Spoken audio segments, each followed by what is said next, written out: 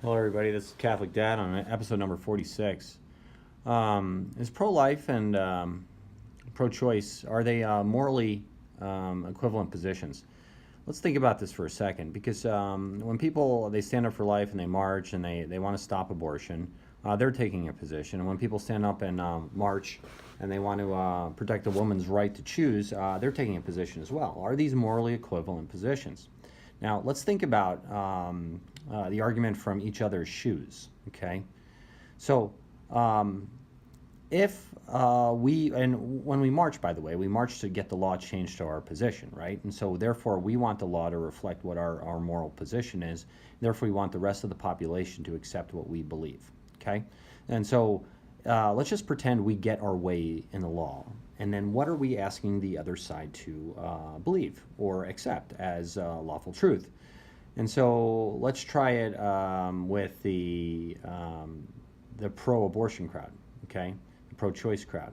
They want to make abortion legal for women and up to, birth now in New York State, which really, people, that's really unbelievable if you ask me. And even the governor of Virginia just weighed in that he wants to have abortion legal after birth, which, yeah, I'm not even going to talk about that because that's insane.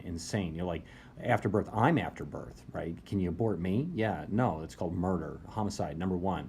Well, anyway, so if they want to make abortion legal, okay, and we want to make it illegal, so for us to accept their position, we have to accept that they can abort a baby anytime they want. Now, for us to accept their position and allow it to be legal, we have to object to our moral conscience.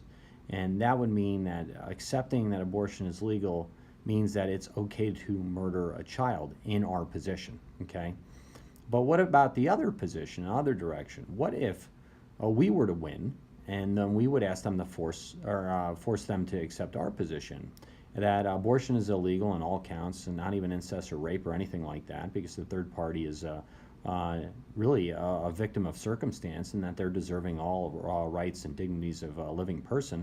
So if we were to force the abortion crowd to accept our position, they would have to accept the position that all life is valuable, but the violation of their moral conscience is that they don't get to have abortions, meaning they have to accept that there are limitations on reproductive rights of women. Okay, so think about that for a second. If they win the argument, we have to accept them murdering children and all people murdering children. If we win the argument, they have to accept a limitation on their own personal rights. How is that morally equivalent? It's not morally equivalent at all.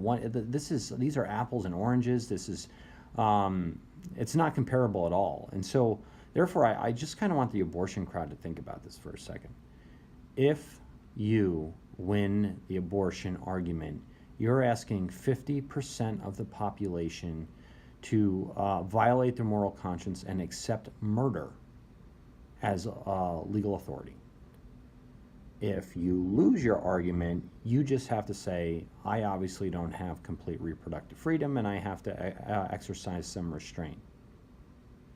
If that doesn't bother you a little bit in your brain and say, whoa, they're just asking me to refine my behavior for the good of others.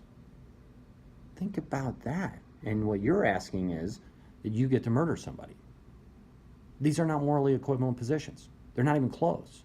And so I don't mean to be harsh or abrasive about this, but the dichotomy is, the paradox or whatever you want to call it, is so blatant in my mind, and it should be in your mind too. I mean, whatever, it's just so ridiculous. So that's all I have to say is that the pro-choice and the pro-life positions are not moral equivalents. And that's because the moral conscience that needs to be violated for either side of the party to win. And I'm going to restate it one more time. If the abortion crowd wins, then half the population needs to accept murder against their moral consciousness.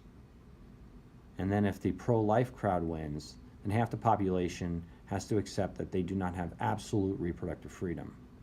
And then everybody wins then, right? Except for the people that really want to get rid of their babies. So there you have it. This is Catholic Dad. If you like these videos, please like or subscribe.